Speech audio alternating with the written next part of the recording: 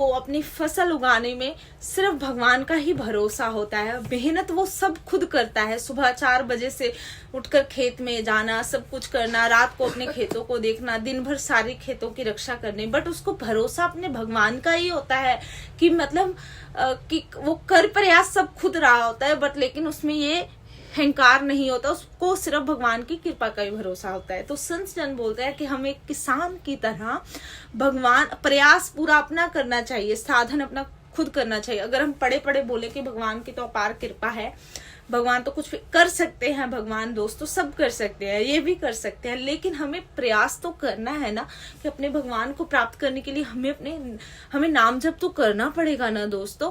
हमें सब कुछ अपना साधन बनाना तो पड़ेगा ना दोस्तों। हम साधन करने का प्रयास तो करें, ठीक है। कृपा का भरोसा उनका ही रखना चाहिए कि कृपा से ही सब कुछ हो रहा है। अगर हम नाम जप भी कर रहे हैं वो भी कृपा से ही हो रहा है दोस्तों। हम भगवान का एक भी नाम उनकी कृपा के बिना नहीं ले सकते। तो हमें कृपा का भरोसा करना है, बट लेकिन साधना भी पूरी करनी है कि हमें भगवान की सेवा करनी है, हमें भगवान को भोग लगाना है, मंदिर जाना है, नाम जप करना है।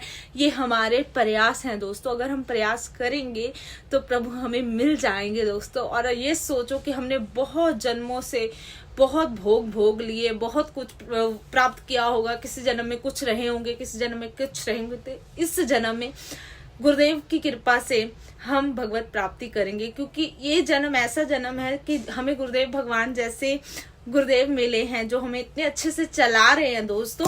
तो हमें इस जन्म में ही भगवत प्राप्ति करनी है। तो आज का यही ज्ञान था दोस्तों। हमारी माई श्यामा।